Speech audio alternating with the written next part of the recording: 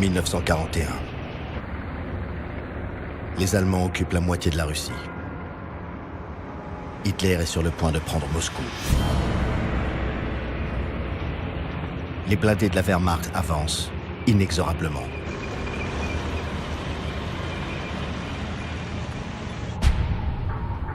Moscou. 7 novembre 1941. 24e anniversaire de la prise de pouvoir par les communistes. Par un froid polaire, 28 000 soldats sont rassemblés devant le Kremlin. Les dirigeants de l'Union soviétique ont décidé que le défilé traditionnel aurait bien lieu. C'est l'ordre du chef suprême, Staline, même si se rapproche l'apocalypse.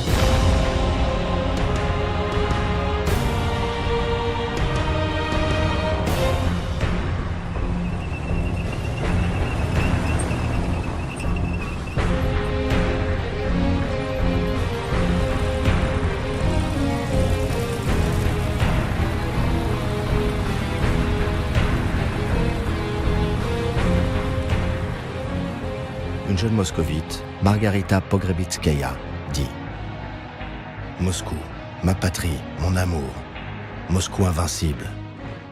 Et le 7 novembre, c'est la plus belle date du calendrier. Le rouge, ma couleur préférée, la couleur de la révolution, la couleur du sang versé en son nom. »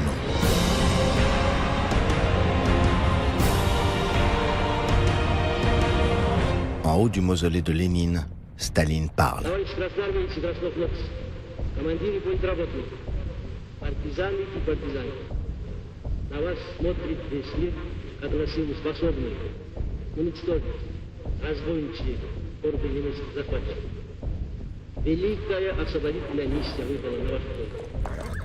Pour galvaniser ses troupes, Staline fait appel aux gloires du tsarisme.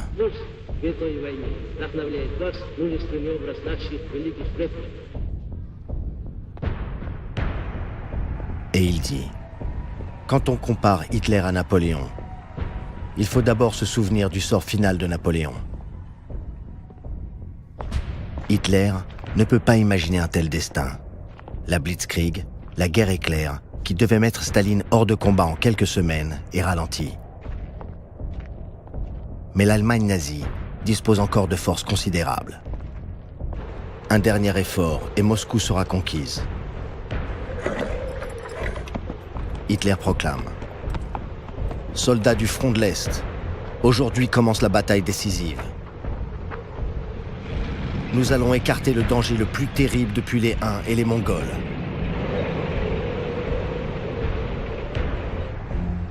Moscou retient son souffle. Staline se refuse à quitter la ville et maintient sur place une partie de la population, mobilisée pour creuser des fossés anti-chars.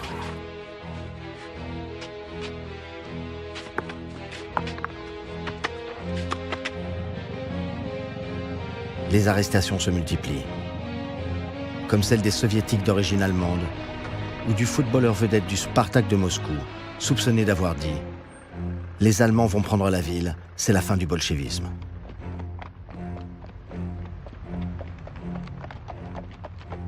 Albina Gantimurova dit « On collectait de l'argent pour l'armée.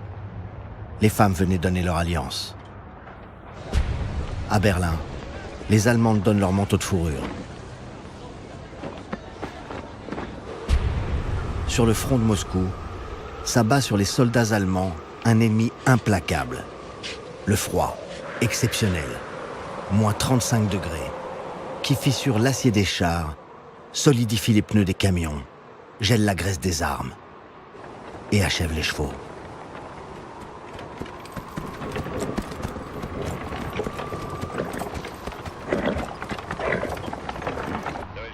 5 décembre 1941. Staline et le général Zhukov, avec son état-major, la Stavka, organisent en secret une puissante contre-offensive pour dégager Moscou. 1 million de soldats soviétiques se mettent en marche. Albina Gantimurova, devenue sergent-chef, témoigne. Il y a l'ordre numéro 227. Pas un pas en arrière. Si vous faites ce pas, vous êtes fusillé. Des policiers marchent derrière nous et ils tirent sur ceux qui reculent. Staline dit, avec son humour macabre, « Dans notre armée, il est plus dangereux de reculer que d'avancer. » La brancardière Nadejda Anisimova raconte. « Mourir. Je n'ai pas peur de mourir. La jeunesse sans doute. La mort est toujours à 2 pas. J'entends un blessé. On me crie. N'y va pas, tu vas te faire tuer. Je rampe, je le ramène vivant. Le commandant veut me punir d'avoir désobéi. Son second veut me décorer. À 19 ans, j'ai la médaille de la bravoure et des cheveux blancs. Je rentre chez moi. J'ai les 2 poumons perforés, une balle dans les vertèbres. Je suis paralysé. Ma mère et ma sœur me disent « On avait reçu ton avis de décès. » Sur le front, d'autres femmes souffrent et continuent à se battre.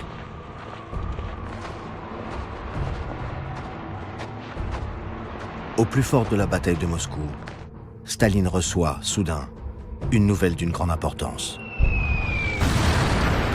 Le 7 décembre 1941, la base navale américaine du Pacifique, Pearl Harbor, est attaquée par le Japon, allié de l'Allemagne. Le président des États-Unis, Franklin Roosevelt, annonce que son pays entre dans la guerre.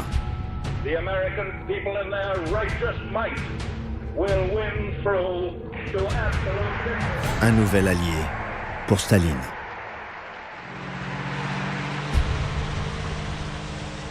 Noël 1941. Moscou est sauvé, au prix de 300 000 morts. Staline fait diffuser cette image d'une femme qui se signe pour montrer que Dieu est maintenant permis.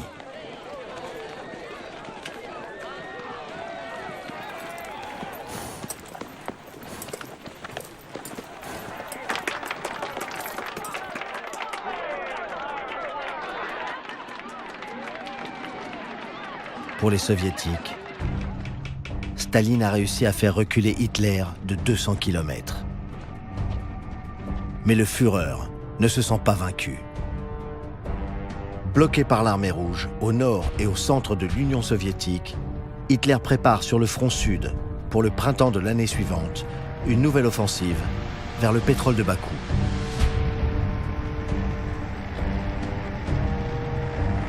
« 28 juin 1942. Les Allemands reprennent leur avance, foudroyante, 300 km en un mois.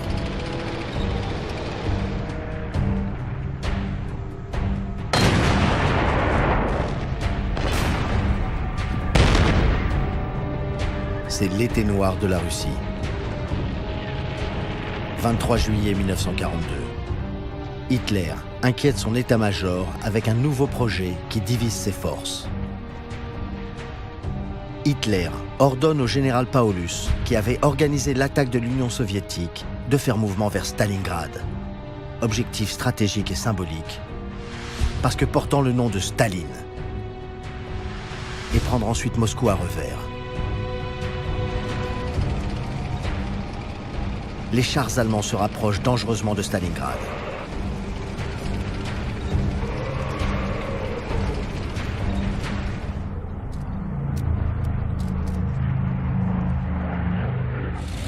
Un réconfort pour Staline. Le 10 août 1942, atterrit à Moscou l'avion personnel du Premier ministre britannique, Winston Churchill. Avec lui, l'envoyé spécial américain, le puissant homme d'affaires Averell Harriman, coordinateur de l'aide alliée. Cette aide sera décisive. 15 000 avions, 140 000 camions, des millions de tonnes de carburant et d'approvisionnement. Molotov, ministre des Affaires étrangères de Staline, fait jouer l'Internationale, l'hymne soviétique de l'époque.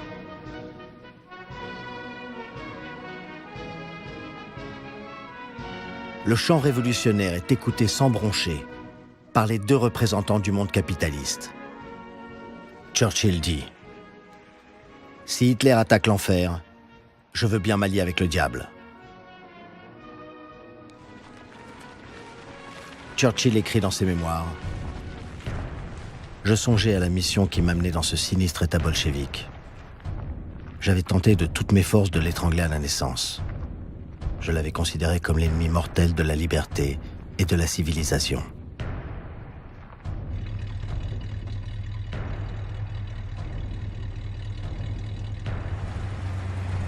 Et une belle limousine Packard les emmène au Kremlin, où Staline les attend.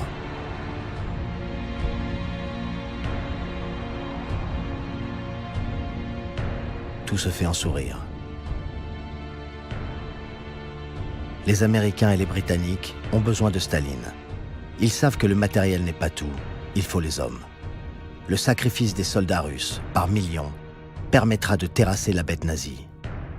Staline réclame, en plus de l'aide américaine, l'ouverture urgente d'un second front, un débarquement allié à l'Ouest pour diviser les forces allemandes.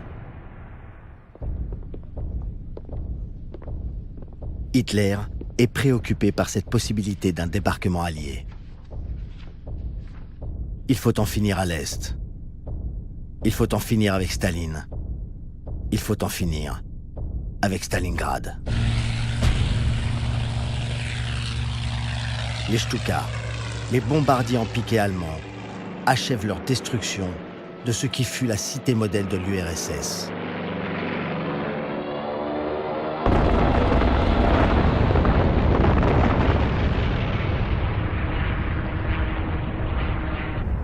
Le général Paulus lance sa 6e armée à l'assaut de Stalingrad. Les Allemands atteignent les ravins, première ligne de défense naturelle de la ville.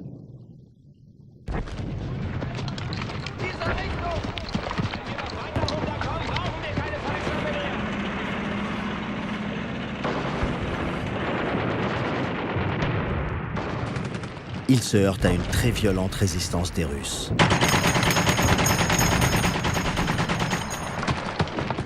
Staline dit: si Stalingrad tombe, tout le sud du pays sera coupé de nous.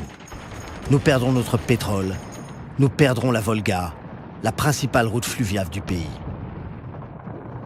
Staline, un quart de siècle plus tôt, avait commencé ici sa marche vers le pouvoir. Carrefour stratégique entre Bakou et Moscou, la ville s'appelait alors Tsaritsyn. 1918. Le territoire contrôlé par les bolcheviks, les rouges, communistes, est attaqué par les blancs, les armées tsaristes. C'est la guerre civile. Staline joue déjà un rôle dans le premier gouvernement communiste de l'histoire, présidé par Lénine, qui apprécie cette détermination. Staline est commissaire à l'approvisionnement. Il part pour Tsaritsyn collecter du blé pour la capitale, qui a faim. Il commence par faire rafler tout le grain, déclenchant révolte et famine.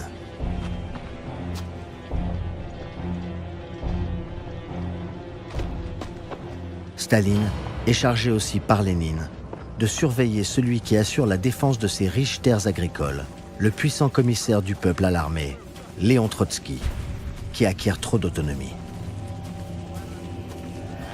Trotsky, pour sauver Tsaritsyn menacée, continue à encadrer ses troupes avec d'anciens officiers de l'armée du tsar, plus compétents. Staline s'oppose à Trotsky. Il accuse ses officiers de complicité avec les Blancs. Il décide de les supprimer. Il les fait entasser dans des barges au milieu de la Volga.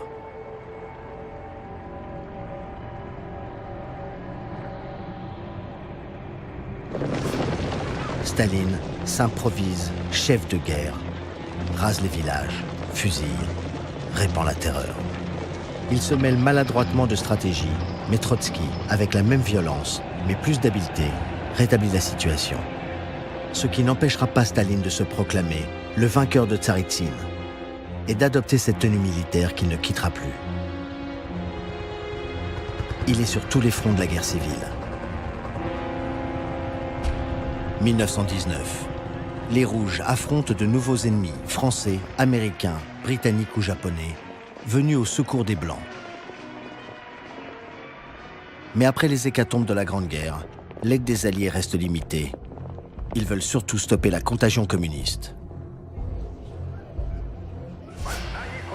Parce que Trotsky veut exporter la révolution. Il compte sur un soulèvement ouvrier dans toute l'Europe. Il attaque la Pologne, tout juste indépendante. Les Polonais, encadrés par les Français, repoussent les assauts des Rouges. Envoyé en renfort, Staline ne soutient pas Trotsky et 40 000 soldats bolcheviks sont capturés.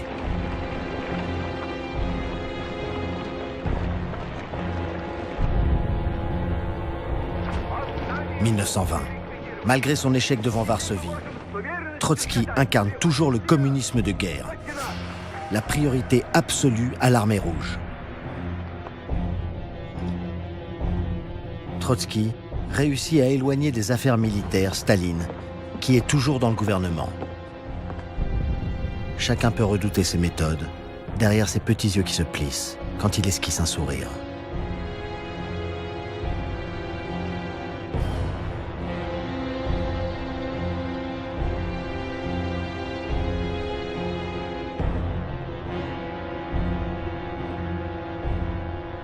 Avec ses complices géorgiens, Staline, d'une main de fer, mate les séparatistes, comme à Bakou, en Azerbaïdjan. Les communistes locaux doivent célébrer la fin de leur indépendance aux accents de l'international, joué au tar, l'instrument populaire du Caucase.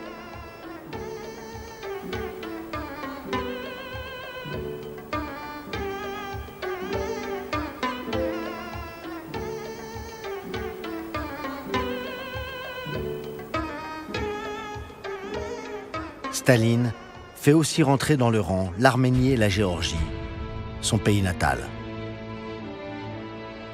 Quand il rendra visite à sa mère, elle lui demandera « Dis-moi mon fils, tu n'as pas le sang du tsar sur les mains ?»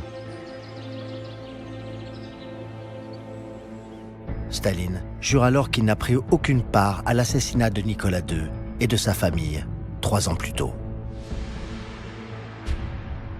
Prisonnier des bolcheviks, Nicolas II, avec le tsarévitch, le prince héritier, l'impératrice et leurs 4 filles, avaient été déplacés tout au long de la guerre civile, jusqu'à cette maison aux portes de la Sibérie, où ils avaient été tués. Qui avait donné l'ordre de tirer? Qui dans ce régime donne vraiment les ordres? Est-ce Lénine, le fondateur, le guide suprême? Le Conseil des commissaires du peuple, le gouvernement, dont Staline est membre? Ou le bureau politique, le Politburo, auquel appartient aussi Staline? C'est le Parti communiste qui donne les ordres. Le parti où monte le pouvoir de Staline et enfle celui des bureaucrates.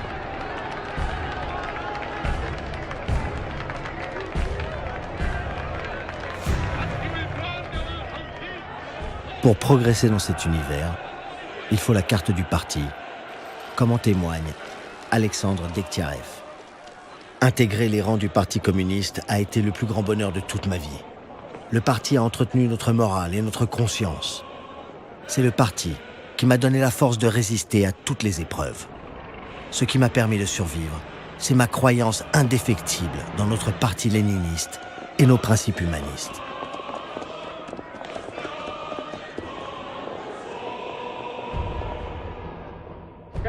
En fait de principes humanistes, la paranoïa de Lénine, de Staline et des bolcheviks est telle qu'ils ordonnent une vaste purge au sein du parti. 220 000 membres sont chassés. La police politique continue de plus belle à traquer les ennemis du peuple. Le bourreau en chef, c'est Dzerzhinsky et ses tueurs. Et Staline est un proche, un familier.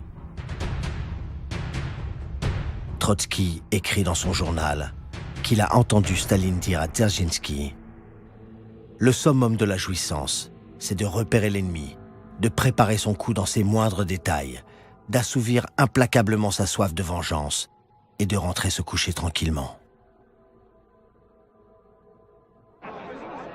Ici, à côté de Lénine, Boris Bajanov, le secrétaire de Staline. Il écrit. À une séance du comité central, Trotsky s'adresse au groupe de Staline en ces termes. « Nous vous fusillerons, tous. Oui, nous ferons cela. Vous aussi, vous voulez nous fusiller, mais vous n'osez pas. Nous oserons. » Qui fusillera l'autre? L'affrontement avait pris un tour féroce après la victoire sur la Volga contre les Blancs, quand Trotsky avait écrit à Lénine. Je considère la façon dont Staline s'approprie toute cette action de tsaritsine comme une plaie dangereuse.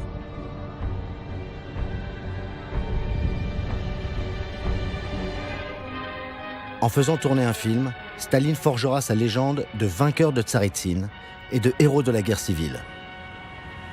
Il fera rebaptiser la ville de Tsaritsine, qui deviendra Stalingrad, en russe, la ville de Staline.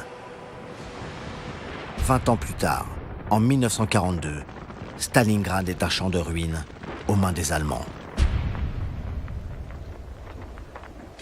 15 octobre 1942, les soldats d'Hitler, après 2 mois de terribles combats, ont atteint leur objectif, les berges de la Volga.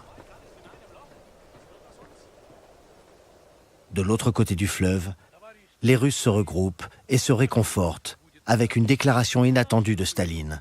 « Demain, nous danserons dans les rues. » Que veut dire Staline? Il sait que dans le plus grand secret, son chef d'état-major, le général Zhukov, prépare une contre-offensive. Le sort de son pays se joue, mais Staline a, en plus, des soucis personnels.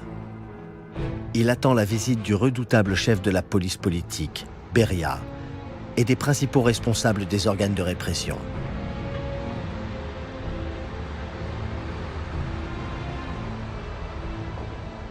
Staline leur a demandé d'enquêter sur une lettre de dénonciation provenant d'un cinéaste célèbre, Roman Karmen, qui se plaint de la liaison entre son épouse, une actrice connue, Nina Orlova, et le deuxième fils de Staline, Vassili, 21 ans, pilote de chasse au 32e régiment de la garde. Un pilote dangereux. Son père a fini par le faire interdire de vol. Il est ivre la plupart du temps. Il tire sur les lustres, bat sa femme qui vient d'accoucher. Surnommé le Tsarevitch, il organise des orgies. La lettre met aussi en cause la sœur de Vassili, la seule fille de Staline, Svetlana, 16 ans, surprise dans les bras d'un scénariste connu, Alexei Kapler, 38 ans. Staline voit mal sa fille avec un homme qui a 20 ans de plus qu'elle. Pourtant, Staline avait la même différence d'âge avec la mère de Svetlana, Nadejda, morte en 1932, officiellement d'une crise d'appendicite. Svetlana avait toujours été sa préférée. Cajolée par ces hommes d'apparence si paisible, comme celui qu'elle appelle oncle Beria, le chef de la police, ou dans les bras du tyran, qui était un bon père de famille. À l'occasion facétieux. En 1942, en pleine bataille de Stalingrad, Svetlana apprend que sa mère s'était en fait suicidée 10 ans plus tôt. Pourquoi? Un secret d'État. Le réconfort de Svetlana, c'est Kapler. Il lui fait découvrir la littérature, souvent érotique. Svetlana écrira « Ce qui troublait le plus mon père, c'est que Kapler était juif. » En ce mois de novembre 1942, la lettre dénonçant les enfants de Staline est une affaire sensible parce qu'elle touche à ce qui sera appelé la nomenclatura, la liste magique des privilégiés du régime. Les dignitaires du parti, les artistes utiles au pouvoir ou les bourreaux de la police. Tant qu'ils sont les favoris, ils vivent dans un confort inconnu du reste du monde soviétique, même au pire moment de la guerre. Ainsi, le grand amour de la fille de Staline, le scénariste Alexei Kapler, personnalité du monde du cinéma, se croyait intouchable. Il est envoyé, comme correspondant de la Pravda, se faire tuer à Stalingrad. Il survit à cet enfer. Alors Staline le fait déporter en Sibérie, au-delà du cercle polaire, au camp de concentration de Vorkuta, surnommé la guillotine glacée. Accusé d'avoir des liens avec l'étranger et d'être un espion anglais, Kapler est condamné à 5 ans de goulag. Goulag, initiale de administration principale des camps. Ce que le grand écrivain russe Solzhenitsyn appellera l'archipel du goulag. Des centaines de camps de concentration, datant souvent de Lénine et multipliés à l'infini par Staline. En pleine guerre, au moment où le sort du monde se joue à Stalingrad, au moins 3 millions de soviétiques sont des zèques, des bagnards, pour la plupart des malheureux, raflés sans autre motif que de remplir les quotas fixés par Staline à sa police pour compenser un taux de mortalité très élevé.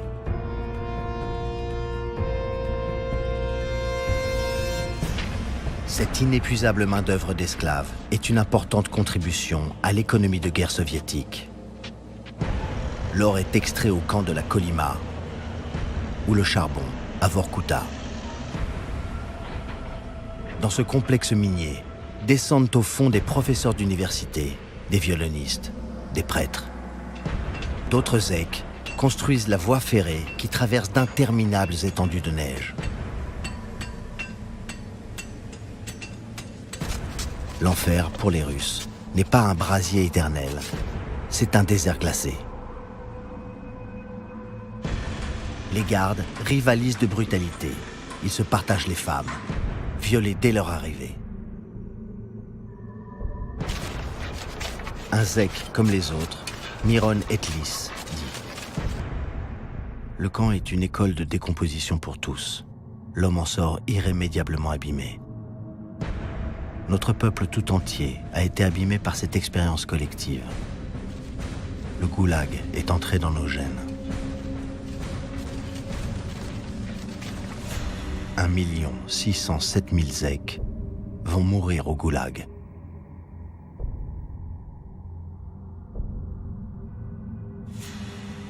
Kapler, l'amant de Svetlana, la fille de Staline, survit en faisant partie de la troupe du théâtre, construit par les déportés qui divertissent l'administration du camp. Ce théâtre est animé par un zèque, ancien directeur du Bolchoï, et de nombreuses célébrités qui ont eu le malheur de déplaire à Staline. Kapler restera 10 ans à Vorkuta. Svetlana, la fille de Staline, ne l'attendra pas.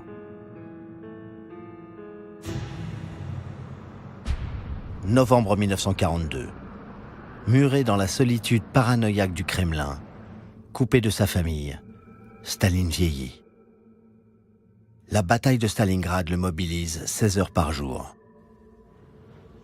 Il dort quelques heures sur un lit de camp dans son bureau. Il fume sans arrêt et l'artériosclérose, à 63 ans, menace sa vie.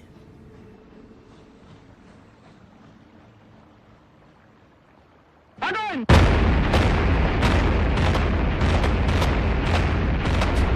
19 novembre 1942.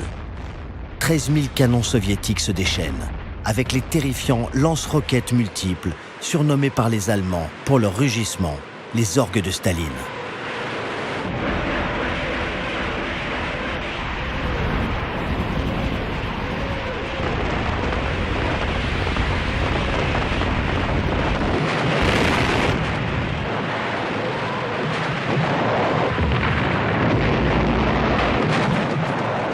Les armées soviétiques du général Zhukov encerclent la 6e armée allemande du général Paulus dans les ruines de Stalingrad. Hitler interdit à Paulus de rompre cet encerclement et de battre en retraite. Un mois plus tard, les Allemands sont à bout de munitions et de vivres. Les cas de cannibalisme se multiplient. Les Soviétiques avancent, partout.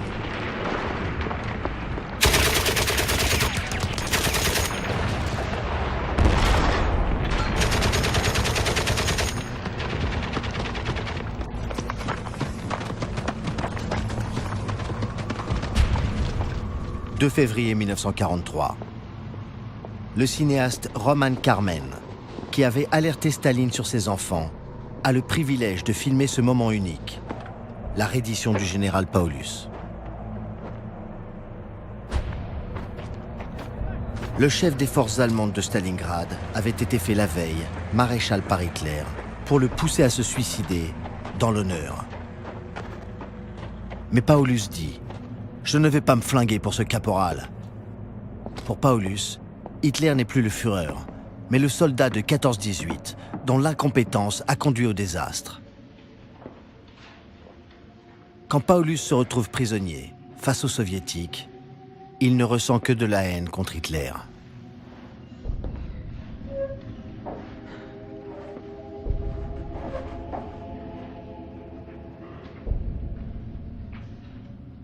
Hitler, lui, cherche à l'échanger contre le fils aîné de Staline, Yakov, prisonnier depuis juillet 1941.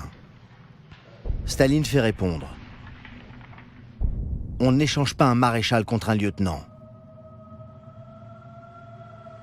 Le cadavre du fils de Staline est retrouvé dans les barbelés électrifiés de son camp de prisonniers en Allemagne. À Stalingrad, au bout de 6 mois de combat, 500 000 Allemands sont morts, 100 000 ont été faits prisonniers. Bien peu reviendront, 10 ans plus tard.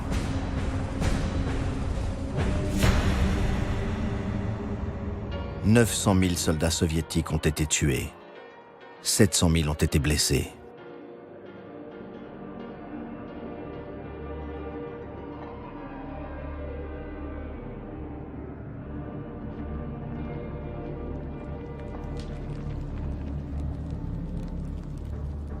Pour le monde entier, le grand triomphateur de Stalingrad, c'est Staline, qui pose dans son nouvel uniforme avec, sur ses épaulettes, la grande étoile de maréchal. Il est en couverture du numéro du 29 mars 1943 du plus grand magazine américain de l'époque, Life, une consécration. Pourtant, rien n'était acquis 20 ans plus tôt. 1921. Après 4 ans de guerre civile en Russie, des millions de morts, d'émigrés, d'orphelins, la famine fait des ravages.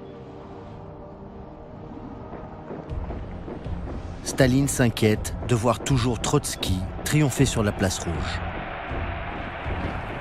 Pourtant, le communisme de guerre a entraîné l'effondrement de l'économie.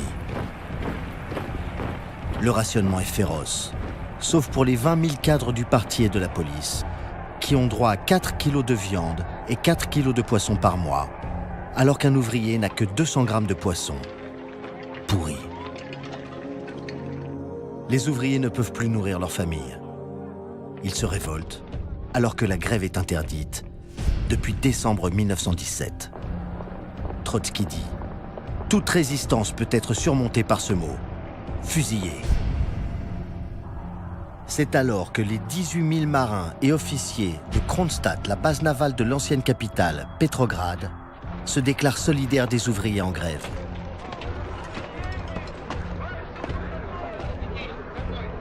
Leur mot d'ordre, les soviets oui, mais sans les bolcheviks.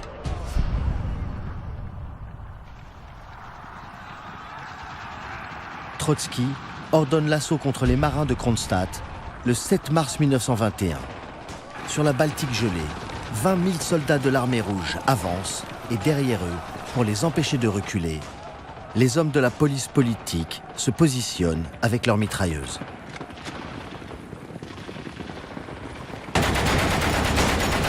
Après 10 jours de combats sanglants, les mutins, à bout de vivres et de munitions, se rendent aux soldats de l'armée rouge. 2168 marins sont fusillés et enterrés groupés. Ce sont pourtant les mêmes qui avaient permis la victoire des communistes en 1917.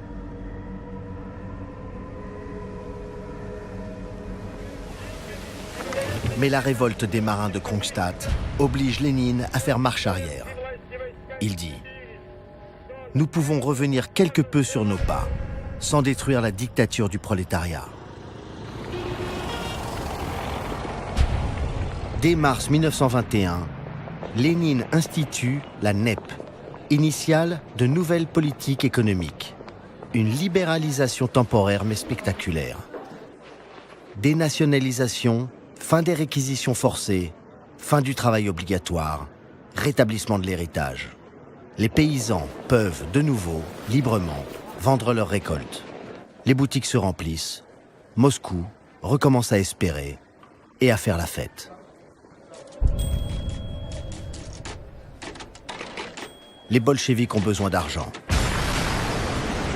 Lénine envoie au Politburo, le 19 mars 1922, la directive suivante.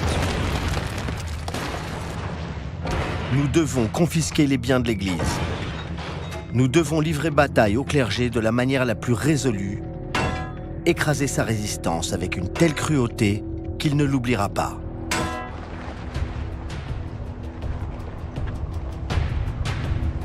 Lénine conclut: la violence est la vérité de la politique. Les événements se précipitent au Kremlin. Les Rolls des dirigeants bolcheviques arrivent.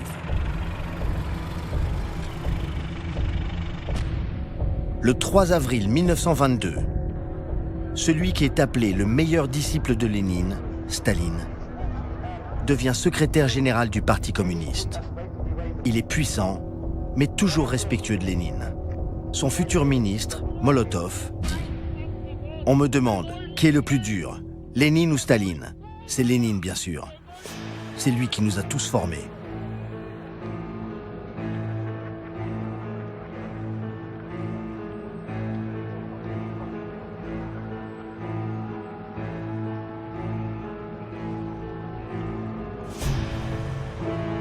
Lénine est soudain terrassé, à 52 ans, par un accident vasculaire cérébral, le 25 mai 1922.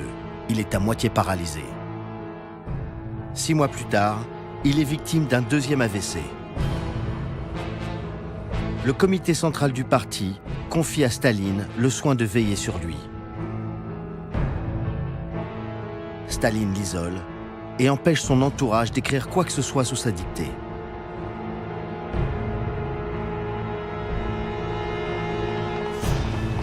Et l'année se termine par la création, le 22 décembre 1922, de l'URSS, l'Union des républiques socialistes soviétiques, dont l'emblème est la faucille du paysan et le marteau du prolétariat ouvrier.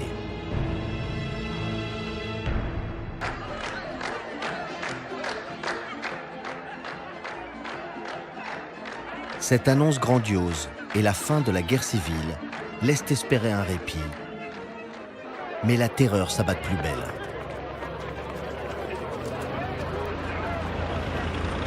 Les fourgons de la police politique déversent leur cargaison de condamnés d'avance. Le commissaire du peuple à la justice, Isaac Steinberg, s'enfuit en Allemagne en 1923. Il avait dit à Lénine « À quoi bon un commissariat à la justice ? Appelons-le plutôt commissariat à l'extermination sociale. » Lénine avait répondu « Excellente idée ». Steinberg écrira « La terreur, c'est le réseau étroit de la surveillance, la police secrète qui observe tous les faits et gestes, les provocations, les formes méprisantes, humiliantes et douloureuses des interrogatoires, les prisons bondées où l'on affame, les déplacements de population, les réquisitions, les confiscations qui frappent les affamés et les épuisés.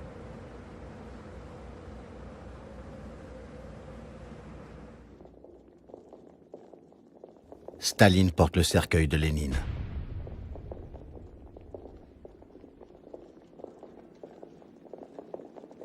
La veuve de Lénine, Nadejda Krupskaya, révèle qu'il aurait quand même réussi à dicter un testament où il aurait dit « Staline est trop brutal. Je propose aux camarades d'étudier un moyen de le démettre de son poste de secrétaire général. » Staline réagit très violemment et oblige, sous la menace, la veuve de Lénine à publier un démenti dans la Pravda.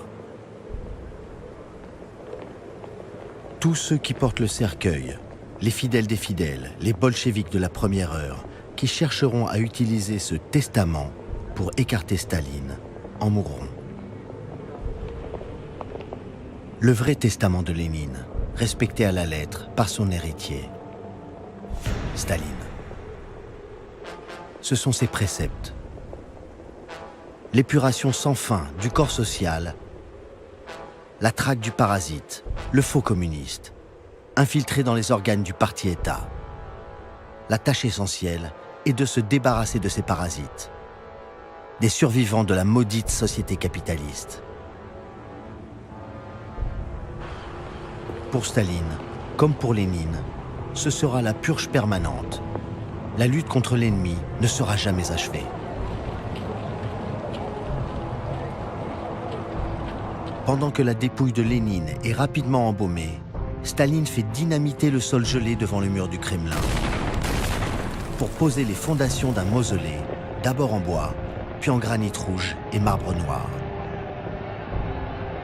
avec une tribune sur laquelle les tout-puissants dirigeants communistes viendront dominer le peuple.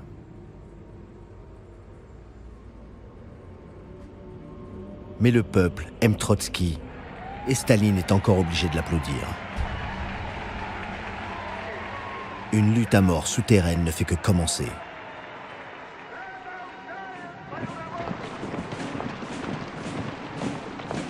Devant le tombeau, les pionniers et les komsomols, les jeunesses communistes, défilent toute l'année. Dans leur rang, Vassili Nikolaïev pleure.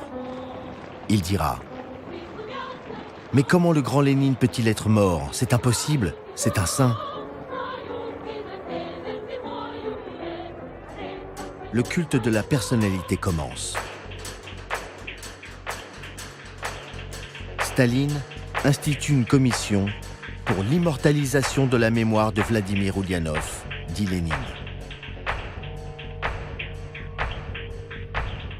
Et le nom de Lénine est donné à Pétrograd, l'ancienne capitale, Saint-Pétersbourg, qui s'appellera désormais Léningrad.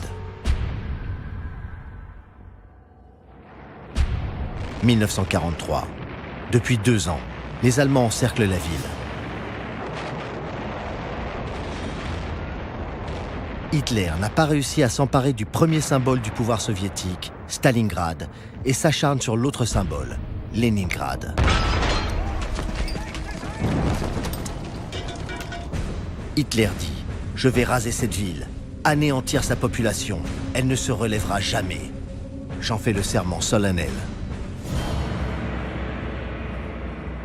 C'est l'un des plus longs et des plus terribles sièges de l'histoire. 800 000 habitants meurent de faim. Tania Savitcheva, 13 ans, a écrit un petit journal intime, devenu un trésor national russe. En 9 pages, Tania résume son calvaire. 28 décembre, Genia est morte. 25 janvier, grand-mère est morte. 17 mars, Lyoka est mort. 13 avril, tonton Vassia est mort. 10 mai, tonton Lyosha est mort. 13 mai, maman est morte. La 10e page ne sera jamais écrite, parce que Tania est morte d'épuisement.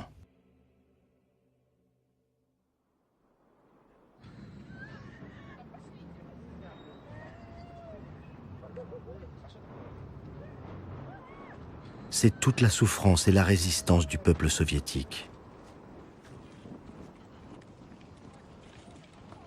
Mais a-t-il une autre mémoire que celle de la malédiction ?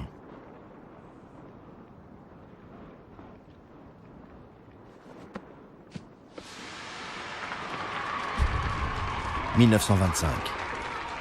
C'est le temps où les enfants de Moscou croient en l'avenir et acclament les héros de la Révolution, réunis autour de Staline, qui marche vers le pouvoir.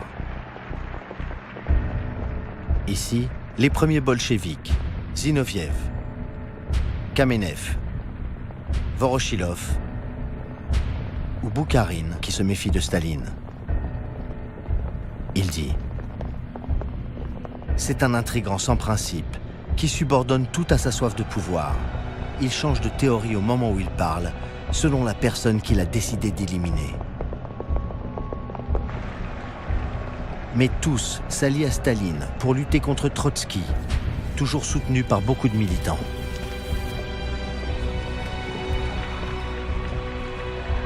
Staline, pour supprimer les débats et les contestations, fait alors donner les cartes du parti à des prolétaires, descendants de prolétaires. Ils sont sans instruction ni formation politique, mais ils seront toujours reconnaissants à Staline de leur avoir permis de s'élever dans la bureaucratie.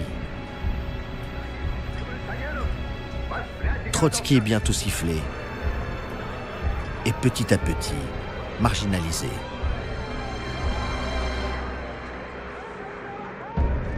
Staline n'a pas encore le pouvoir de tuer ses ennemis. Mais au bout de 3 années de lutte tenace et de complot perfide, il obtient l'exclusion du parti de Trotsky.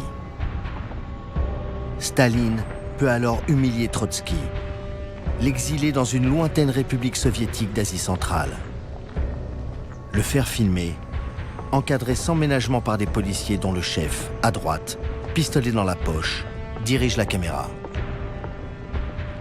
Staline obtient ensuite du Politburo que ce fondateur de l'URSS soit accusé d'activité anti-soviétique et expulsé.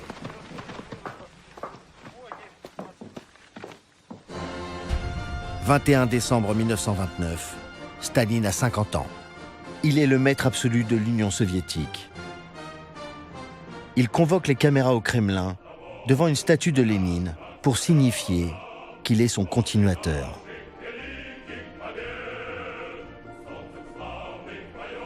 Avec ses hommes de main, dont le dévouement aveugle est gagé sur leur vie, Staline peut enfin se débarrasser de la NEP, la tentative libérale, et se lancer dans la collectivisation. Dans les couloirs du Kremlin est affiché le quotidien du parti, la Pravda, avec ce titre en première page. Un grand salut bolchevique aux plus grands dirigeants communistes du monde. « 20 ans plus tard, il sera réellement l'un des hommes les plus puissants de la planète. »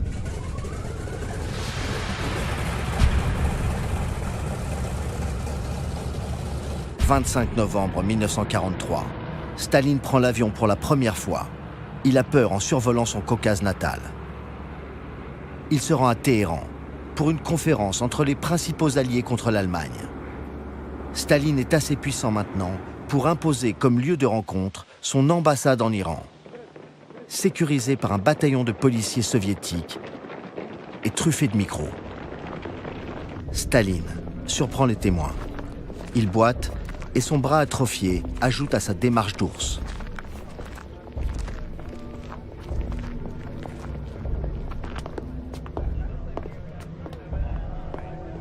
Churchill, en uniforme de la Royal Air Force, prend la pose.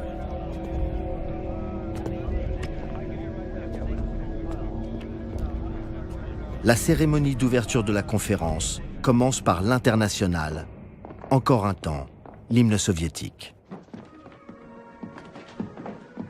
Staline, qui décide seul de tout, s'est entouré pour la galerie de ses vieux complices. Le maréchal Vorochilov et Molotov, son ministre des Affaires étrangères. Churchill offre à Staline, au nom du roi George VI, une épée sur laquelle est gravé « Au courage héroïque des citoyens de Stalingrad ».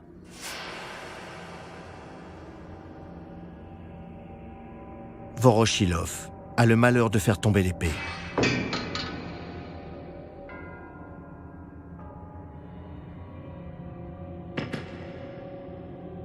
Il jette un regard éperdu à Staline. Il sait qu'il va se faire insulter devant tout le monde. Jusqu'à ce qu'un policier le soulage de son fardeau.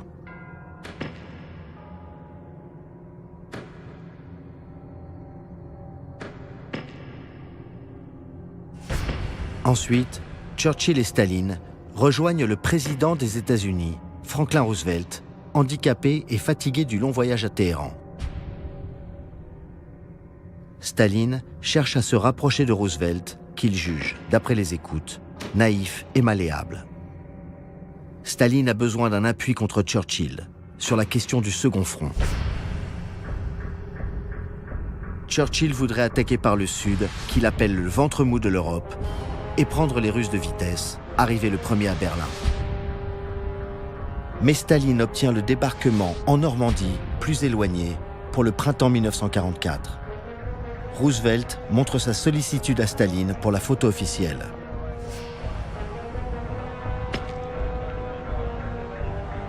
Tous espèrent être présentés à Staline, comme Sarah, la fille de Churchill.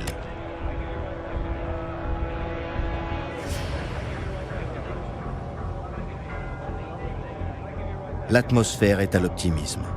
Staline vient de mettre en échec Hitler à la bataille de Koursk. Churchill dit « Dieu est aux côtés des Alliés ». Staline répond « Le diable est avec moi, le diable est communiste ». Staline va-t-il devenir le maître du monde ?